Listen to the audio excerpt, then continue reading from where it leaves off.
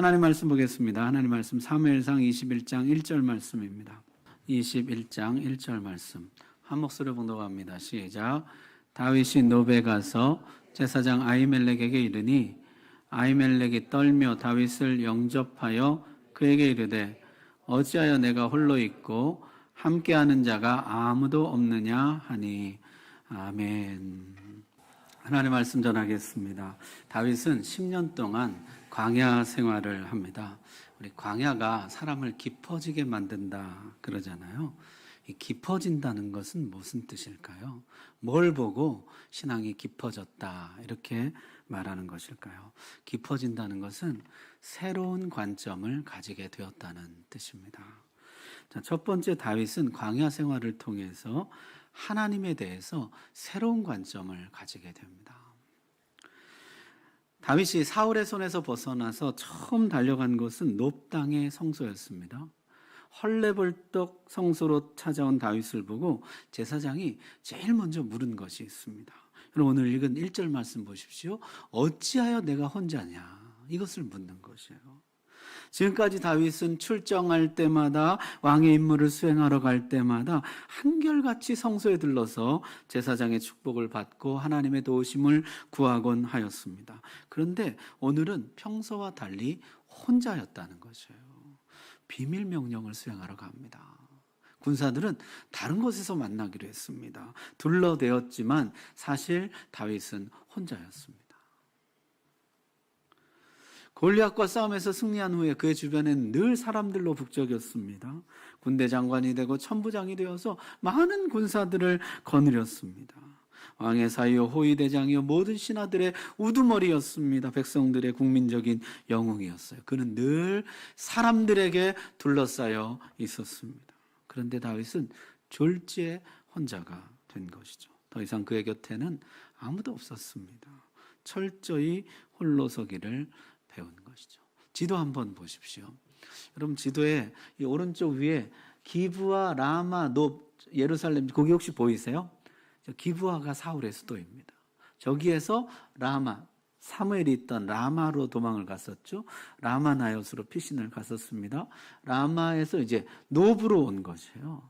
근데 사실 이 노베 와서 그 다음에 간 곳은 블레셋 가드거든요. 처음부터 목적지는 블레셋 땅이었어요. 사울의 손이 닿지 않는 블레셋 땅. 블레셋으로 망명을 가려고 했던 것이죠. 블레셋에서 망명이 안 되자 그 다음엔 모압으로 갑니다. 그러니까 다른 나라로 가려고 했다는 것이에요. 국내에는 머물 곳이 없었다는 것이에요. 사울을 피해 숨을 곳이 없었다는 것입니다. 그런데 여러분, 지도를 가만 보십시오. 라마에서 가드로 가려고 그러면 저 빨간색 줄 있잖아요. 이렇게 가면 직선으로 빨리 금방 갈 수 있습니다. 그런데 이렇게 가지 않고 둘러서 지금 놉당으로 먼저 갔다가 들려서 갔다는 것이죠. 이 급박한 때 바로 블레셋으로 도망치지 언제 잡힐지 모르는데 놉당에는 왜 갔을까요? 성소에는 왜 찾아갔을까요?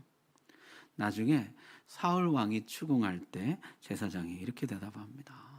내가 그를 위하여 하나님께 물은 것이 오늘이 처음이니까 결단코 아니니이다. 뭐하러 갔다는 것이에요? 하나님께 물으러 갔다는 것이에요. 하나님, 제가 어떻게 해야 됩니까? 어디로 가야 됩니까? 이때부터 다윗이 평생 힘쓴 일이 있습니다. 하나님께 묻기예요. 하나님께 묻기. 여러분, 23장 2절에 보면요, 이에 다윗이 여호와께 묻자와 이르되, 23장 4절에 다윗이 다시 여호와께 묻자온대, 30장에 다윗이 여호와께 묻자와 이르되 내가 이 군대를 추격하면 따라잡겠나이까. 역대상에도 똑같이 말씀합니다. 다음 화면 보여주세요. 다윗이 또 여호와께 묻자온대. 다윗은요, 평생에 여호와께 묻는데요. 공격을 해야 할지 말지, 다시 추격을 할지, 공격의 대상, 여부, 시기, 방식까지 정말 하나하나 묻습니다.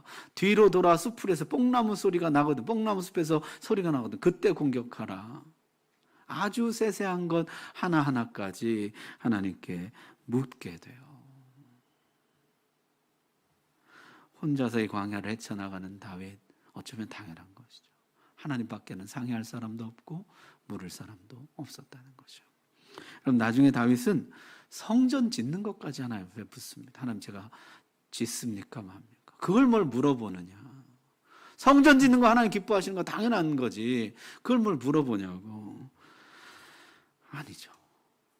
하나님 앞에 물었더니 하나님 뭐라고 대답하세요? 너 말고 솔로몬이 지어라. 돌다리도 두드려보고 건너란 말 있잖아요. 다윗은요, 돌다리도 물어보고 건너. 하나님께 묻고 또 묻는 것이에요. 아무리 당연해 보여도 마땅해 보여도 하나님께 또 묻는 것이에요. 여러분, 광야는 어떤 것입니까? 한 치 앞도 예측할 수 없는 예측 불허 시계 제로의 공간입니다. 다윗도 산전수전 다 겪었지만은 그 경험 지식이 소용없는 곳이 광야도라는 것이에요. 오직 하나님께만 촉각을 곤두세우고 하나님께만 집중해야 되는 것이에요. 하나님밖에는 나의 도움 없습니다. 하나님께만 집중해야 하는 것이죠. 어떤 사람들은요, 일일이 그렇게 묻는 것은 어린아이나 하는 짓이라는 것이에요. 신앙이 깊어지면은 이제는 스스로 결정해야 한다는 것이에요. 그런 거는 그 어린아이 때나 묻는 거지. 신앙이 이제 성숙하고 깊어지잖아요. 그러면 알아서 하는 거지, 알아서. 진짜 중요한 것만 묻고 알아서 하는 거지. 여러분, 아닙니다. 신앙이 깊어지면 더 묻습니다.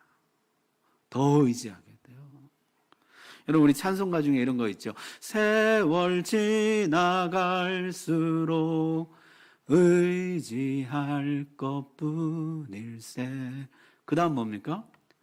아무 일을 만나도 예수 의지합니다. 점점 의지할 게 많아지는 것이에요. 점점 물을 게 많아지는 것이에요. 여러분, 신앙생활의 깊은 경지라는 것이 무엇입니까? 갈수록 더 물을 것이 많고 갈수록 더 의지할 것이 많은 것이에요. 광야 생활 중에 이런 일이 있었습니다. 왕이 지금 죽이겠다고 쫓아오는 상황이잖아요. 내가 도망간다고 생각하면 제일 걱정되는 건 뭘까요? 부모 형제 아니죠. 사울이 가만두겠어요? 다윗은 부모님을 모압 땅으로 모십니다. 여러분, 다윗의 증조 할머니가 룻인데 룻의 고향이 어디입니까? 모압이거든요. 다윗이 부모님을 모시고 모압 땅에 가니까 모압 왕이 환영하고 요새, 우리말 성경에 요새라고 번역했는데 산성이에요. 산성을 내줍니다.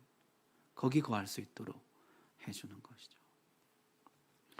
여러분, 여기 얼마나 안전한 곳입니까? 아무리 사울이라도 전쟁을 각오하기 전에는 여기는 못 오는 곳이에요. 지금 이스라엘이 블레셋과 대치하고 있는데 전선을 확대할 형편이 못 돼요. 어쩌면 이 세상에서 가장 안전한 곳이 이 모압 요새죠. 근데 하나님이요, 선지자를 보내서 이렇게 말씀합니다.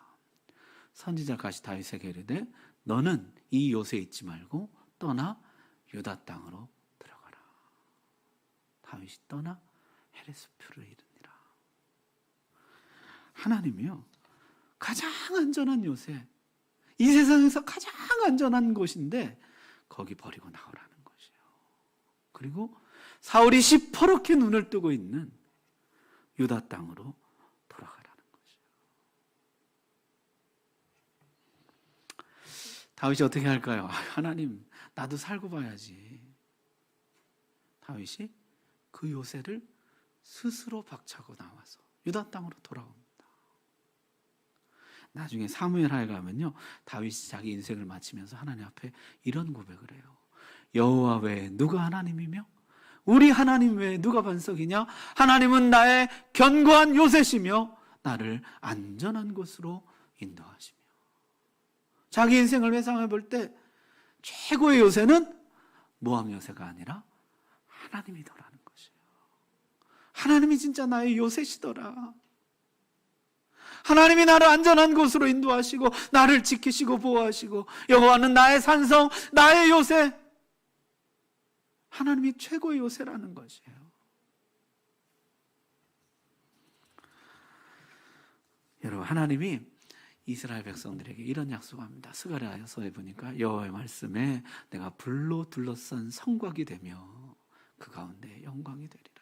이스라엘 백성이 지금 성벽이 없어서 걱정하고 있어요. 하나님이 내가 불성곽이 되어서 너를 지켜줄 것이라. 내가 가장 견고한 요새이라. 내가 가장 안전한 피난처라. 내가 너를 지켜줄 것이라. 여러분, 깊어진다는 것은요, 새로운 관점을 갖는 것입니다. 하나님에 대해서 새로운 관점. 다윗이 이전에 하나님을 전혀 몰랐던 것이 아니에요. 알았지만 새로운 관점을 갖게 됩니다. 하나님만 나의 도움이시며 하나님만 나의 요새이십니다. 하나님이 나의 불성곽이 되어서 나를 지켜주십니다. 하나님 정말 10년 동안 다윗을 그렇게 철저히 지켜주셨습니다. 자기 요새를 스스로 깨고 나와서 오직 하나님만 의지하고 더 묻고 더 밀착하고 더 의지하고, 그게 깊어짐이에요. 신앙이 깊어진다는 것은 그런 뜻입니다. 여러분, 오늘 이런 깊어짐의 은혜가 우리에게 임하게 되길 바랍니다. 자, 두 번째는요, 자기 자신에 대해서 새로운 관점을 갖게 되었다는 것이에요. 혈혈단신 성소로 달려온 다윗은 두 가지 요청합니다. 떡과 칼을 달라는 것이에요. 떡 5덩이만 달라, 이렇게 요청합니다. 여러분, 떡 5덩이 하면 뭐 생각나는 거 없으세요? 오병이어죠. 어린아이 도시락이에요. 떡 5덩이라는 게요, 최소한의 식량이에요. 지금 다윗이 최소한의 식량도 없는 상태라는 것이죠. 또 무기를 구합니다. 다윗은 원래 왕의 무기를 드는 자였잖아요. 왕자 요나단의 칼과 활을 받았습니다. 군대 장관이었어요. 그런데 지금 그의 손에는 아무 무기도 없는 것이에요. 가장 풍족한 왕궁에서 가장 궁핍한 광야로 내던져집니다. 가장 좋은 무기를 가진 자에서 아무 무기도 없는 자로 전락하게 됩니다. 마치 처음 기름 부음 받을 때 목동 시절로 돌아간 것처럼. 여러분, 우리가 참 어리석은 게요, 올챙이적 생각을 잘 못합니다. 처음부터 내가 높았던 것으로 생각하고, 처음부터 내가 다 갖추었던 것으로 생각해요. 처음부터 내 것이었는 양 행세합니다. 아니죠. 우리는 본래 빈손이었어요. 하나님이요, 이쯤 낮춰주셔도 좋을 것 같은데 하나님 더 낮추십니다. 다윗이 이제 황급히 그 성소에서 블레셋 땅으로 넘어갔어요. 블레셋은 거리상 가장 가까운 타국이에요. 서둘러 국경을 넘어갔다는 것이죠. 그렇게 망명하러 간 블레셋에서 그만 블레셋 왕의 신하들이 다윗을 알아보고 말아요. 이는 우리의 골리앗을 죽인 원수 다윗이 아니냐. 사울 천천 다윗 만만의 그 다윗이 아니냐. 다윗은 궁지에 몰리게 됐습니다. 망명하러 갔다가 졸지에 도관에 든 쥐가 된 것이죠. 다윗이 어떻게 합니까? 미친 채 합니다. 광인 행세를 합니다. 수염에 침을 흘리고 대문에 그적거렸다는 것이에요. 겨우 목숨을 건져 도망하게 됩니다. 여러분, 다윗이 어떤 사람입니까? 기름 부음을 받은 다음 왕입니다. 전설적인 장수 골리앗을 쓰러뜨린 장본인입니다. 백전백승의 군대 장관이에요. 어디를 가든지 여호와께서 이기게 하셨더라. 상승 장군이었어요. 한 번도 적에게 무릎 꿇어 본 적이 없는 사람입니다. 그런데 목숨을 부지하기 위해서 광인 행세를 하는 것이에요. 얼마나 자존심이 상하고 분했을까요? 하나님이요, 다윗을 가장 낮은 곳까지 낮추시는 것이에요. 견디기 어려운 바닥까지 낮추시는 것이에요. 전에는 내가 힘께나 쓰는 줄 알았어요. 내 명령 한마디면 막 쫙 움직이고 가면 막 승리하고 이랬잖아요. 나는 새도 떨어뜨린다 그랬는데 진짜 다윗이 그랬죠. 그런 힘이 자기에게 있는 줄 알았습니다. 그러나 하나님이 실상을 보게 하시는 것이요, 내 목숨 하나도 내 맘대로 할 수 없는 미약하디 미약한 존재라는 것을 보게 하시는 것이요, 나를 버리고 자존심을 버리고 해야 겨우 살 수 있는 너무나 연약한 존재라는 거 보게 하시는 것이에요. 여러분, 다윗은 살기 위해서 광인 행세까지 했는데요. 여러분 살기 위해서 어디까지 해보셨습니까? 우리 먹고 살기 위해서 어디까지 해봤나요? 나는 내 상사가 내 앞에서 그냥 서류철을 확 집어던지는 거, 그것도 맞아봤다. 나는 장님 3년, 귀머거리 3년, 벙어리 3년, 없는 사람 취급당하면서 그래도 버텨냈다. 자존심 버리고 온갖 모욕 참으면서. 사회생활이라는 게 그런 거 아닙니까? 더럽고 치사해도 참고 힘들고 억울해도 참는 것이죠. 살기 위해서, 처자식 위해서, 가족 위해서 참는 것이에요. 그래야 진짜 아버지가 되는 것입니다. 폰만 잡아서는 아직 아버지가 아니에요. 자식을 위해서 한없이 낮아져 봐야 진짜 아버지가 되는 것이에요. 가족을 위해서 한없이 낮아져 봐야 진짜 가장이 되는 것이에요. 하나님을 위해서 한없이 낮아져 봐야 진짜 하나님의 종이 되는 것입니다. 다윗은 자신에 대해서 새로운 관점을 가지게 됩니다. 아무것도 없는 빈손, 아무 힘도 없는 맨손, 그게 나구나. 시편 34편은요 이런 표제가 붙어 있어요. 다윗이 아비멜렉 앞에서 미친 채 하다가 쫓겨나서 지은 시. 그때 지은 노래가 시편 34편이에요. 거기 18절 말씀. 우리 같이 한번 읽어보겠습니다. 시작. 여호와는 마음이 상한 자를 가까이 하시고 충심으로 통회하는 자를 구원하시는도다. 아멘. 여호와는 마음이 상한 자를 가까이 하신다. 빈손이 되고 나서야 비로소 깨달은 게 있어요. 맨손이 되고 나서야 비로소 아는 것이 있어요. 하나님이 가까이 계신다는 것이에요. 약해질 대로 약해진 영혼에게 하나님 가까이 계신다. 전에 잘 나갈 때는요 그걸 몰랐어요. 사실 알 필요가 없었어요. 내가 잘 나가니까 하나님이 가까이 있건 멀리 있건 별 상관이 없었어요. 그러나 빈손이 되고 맨손이 되니까요 하나님이 내 곁에 가까이 계시는구나, 그걸 알게 되더라는 것이에요. 그게 깊어지는 것이죠. 하나님 내 곁에 언제나 계시는구나. 여러분 욥도 그러지 않았습니까? 빈손이 되고 맨손이 돼서야 깨닫죠. 내가 죽게 되어 귀로 듣기만 하였사오나 이제는 눈으로 주를 배움나이다. 욥도 깊어지게 되더라는 것이에요. 여러분 광야가 유익인 것은요 나 자신을 다시 보게 해주기 때문이에요. 나 자신에 대해서 새로운 관점을 열어주기 때문이에요. 나를 둘러싸고 있고 나를 치장하고 있는 것들을 다 걷어내고 내가 빈손인 것을 알게 해주고 내가 맨손인 것을 보게 해주는 것입니다. 그래서 그 어렵다는 겸손에 이르게 해주는 것이에요. 우리가 다 겸손한 것 같지만 겸손하지 않습니다. 속에 다 교만이 있어요. 속교만이 가득해요. 진정 겸손에 이르기가 얼마나 어려운지요. 다윗이 겸손에 이르는 거죠. 자, 세 번째는요, 이웃에 대해서 새로운 관점을 갖게 되었다는 것입니다. 다윗이 이제 그 블레셋을 벗어나서 유다 땅으로 돌아와서요, 아둘람굴이라는 곳으로 가게 됩니다. 아둘람굴에 다윗이 있다는 소문을 듣고 사람들이 찾아오기 시작했어요. 그런데 모인 사람들의 면면을 한번 보십시오. 여러분 22장 2절 한번 보십시오. 환난당한 모든 자와 빚진 모든 자와 마음이 원통한 자가 다 그에게로 모였고 그는 그들의 우두머리가 되었는데, 거기 보니까요 환난당한 자, 빚진 자, 원통한 자들이 몰려왔다는 것이요. 여러분 다윗은 군대 장관이었습니다. 30만 대군을 통솔하던 사령관이었어요. 천부장으로 강등됐을 때도 그의 휘하에는 여전히 1000명의 군사가 있었습니다. 이스라엘 최고의 엘리트들을 지휘하던 사람이었어요. 그런데 지금은요, 어중이 떠둥이 불황자들, 낙오자들, 실패자들의 우두머리가 되었습니다. 다윗이 왕궁에 있었더라면 결코 만날 수 없었던 사람들, 환난당한 자, 빚진 자, 원통한 자들.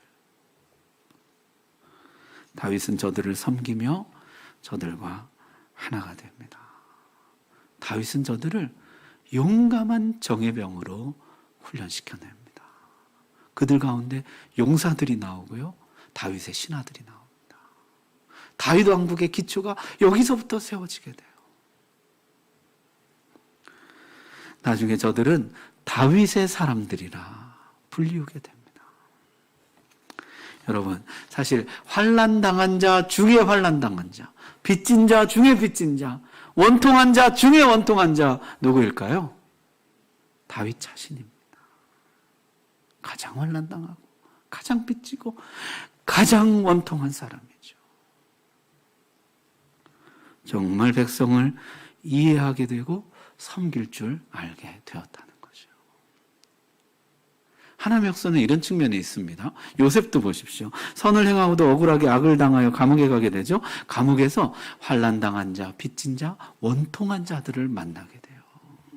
저들을 섬기면서 요셉이 사람을 이해하게 되고 백성을 이해하게 되고 세상을 이해하게 됩니다.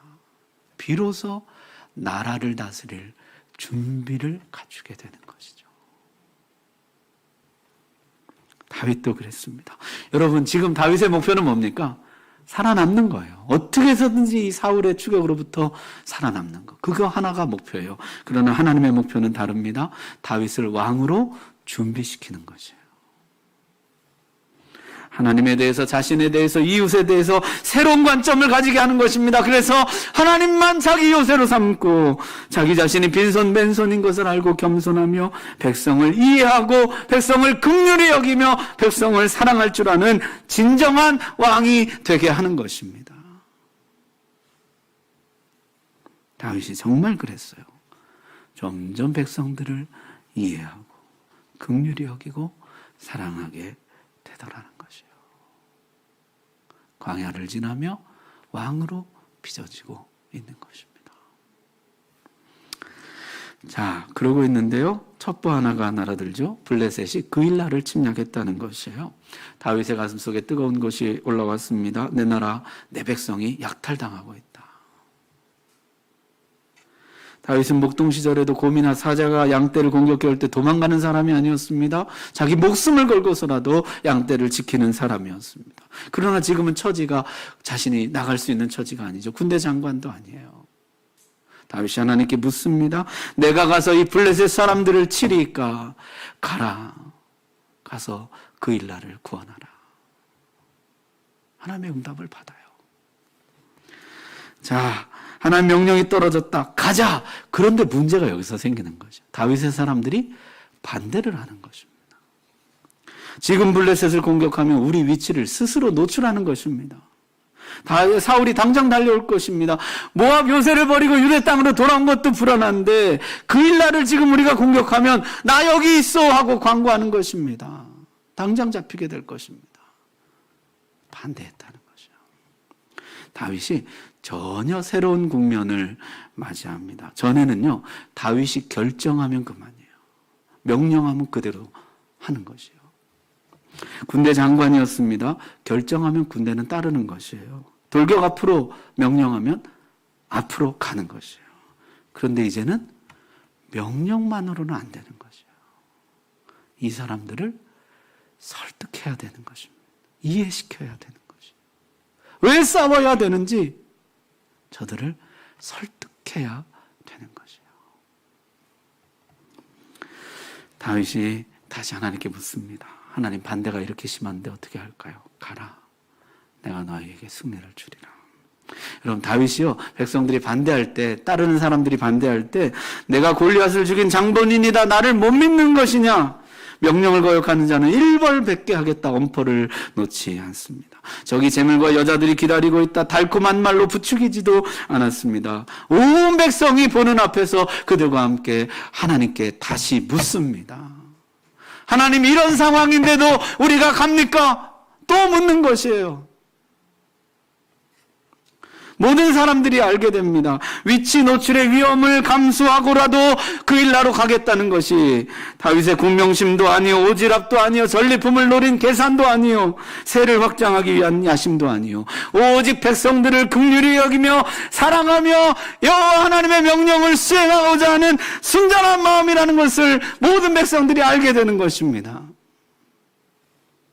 다윗의 사람들이 기꺼이 동참했다는 것이에요. 그게 진짜 리더십이죠. 다윗은 정말 다스릴 줄을 알게 됐어요. 명령이 아니라 설득하는 지도자가 된 것입니다. 백성들에게 하나님의 뜻을 이해시키고 하나님의 마음을 이해시키고 설득해서 그들로 하여금 기꺼이 하나님의 명령에 순종하도록 이끌어가는 것이에요. 여러분, 이게 얼마나 효과가 있었느냐면요, 나중에 다윗의 군대가 나발의 양떼를 지키잖아요. 양 한 마리도 손대지 않습니다. 우리 앞에서 여호수아의 군대 봤잖아요. 손대지 말라 명령했지만 아간이 명령을 어기고 손대죠. 다윗의 군대는 한 사람도 명령을 어기는 자가 없었어요. 하나님의 뜻을 묻고 그것을 이해시키고 설득했더니 모든 백성들이 기꺼이 하나님의 뜻에 동참하여 순종하더라는 것이에요. 이게 진짜 하나님 나라죠. 자, 다윗이 이웃에 대한 태도가 바뀌었다는 걸 보여주는 결정적인 증거가 있는데요. 뭐냐면 사울을 살려준 사건이에요. 사울이 정예병 3,000명을 뽑아서 쫓아옵니다. 이번에는 이제 결판을 내겠다는 것이죠. 그런데 기막힌 반전이 일어나게 됩니다. 사울의 목숨이 거꾸로 다윗의 손에 쥐어지게 되죠. 사울이 발을 가리러 들어왔다는데, 발을 가리란다는 말이 낮잠을 잔다, 용변을 본다, 그런 뜻이에요. 근데 뭔지는 모르지만 하여튼 사울이 발을 가리러 동굴로 들어왔는데, 혼자 들어왔는데요, 마침 그 동굴이 다윗과 그 사람들이 있는 동굴이었습니다. 사울이 옷을 벗어놓고 무기를 내려놓은 채 홀로 있었어요. 비무장한 채로 완전히 노출되어 있는 것이죠. 다윗의 사람들이 흥분했습니다. 드디어 기회가 왔다는 것이요. 도피 생활 고달프죠. 언제 잡힐지, 언제 죽을지 모르는 것이에요. 사울의 추격이 점점 거세지고 있습니다. 그런데 사울이 손안에 들어온 것이에요. 하나님 주신 기회다. 죽이자. 그때 다윗이 이렇게 이야기합니다. 자기 사람들에게 이르되 내가 손을 들어 여호와의 기름 부음을 받은 내 주를 치는 것은 여호와께서 금하시는 것이니 그는 여호와의 기름 부음을 받은 자가 됨이니라. 그는 여호와의 기름 부음 받은 자가 됨이니라. 여러분, 지금 다윗이 사울을 어떻게 인식하고 있나를 보십시오. 기름 부음 받은 자로 인식하고 있는 것이에요. 여호와의 기름 부음 받은 자. 지금 나를 쫓아오는 사람, 나를 죽이려는 사람, 선을 악으로 갚고 나를 괴롭히는 사람, 그렇게 인식하지 않고 여호와의 기름 부음 받은 자로 인식하고 보고 있다는 것이에요. 여러분, 어떻게 이런 일이 가능했을까요?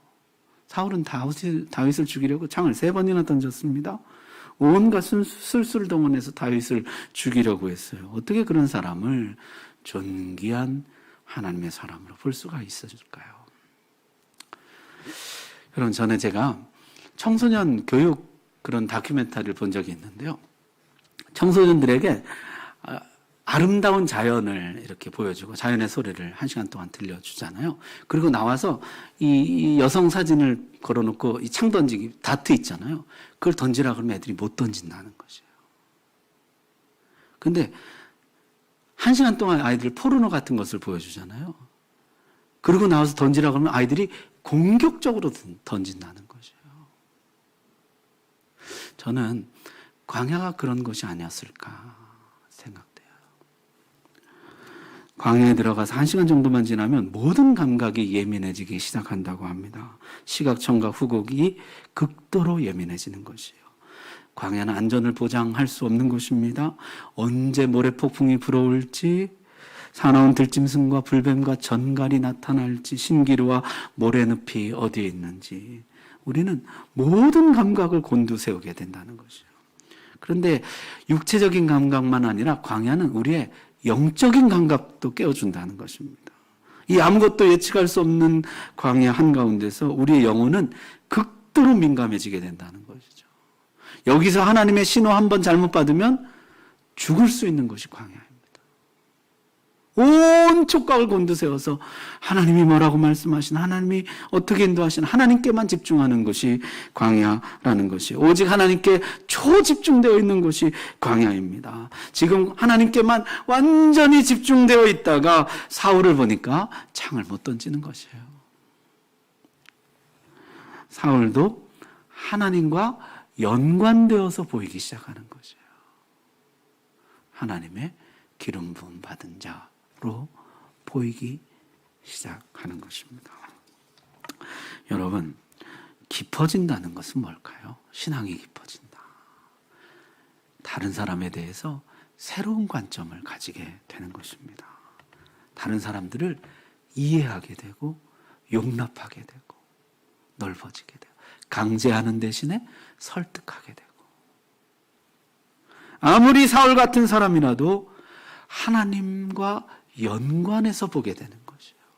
하나님 안에서 보게 되는 것이에요. 그게 깊어짐이라는 것이죠. 자, 오늘 말씀 정리하겠습니다. 다윗이 광야에 자발적으로 들어간 것은 아닙니다. 내가 훈련 좀 받아야지 그러고 들어간 것은 아니에요. 사울을 피해 도망치다가 어쩔 수 없이 들어간 것입니다. 사실 우리도 그렇죠. 자발적으로 광야로 들어가는 사람은 없습니다. 떠밀려 들어가는 것이에요. 어찌어찌해서 광야로 던져지는 것입니다. 엉망이 되어버린 집안, 까다로운 배우자, 문제를 일으키는 아이, 불의의 사고,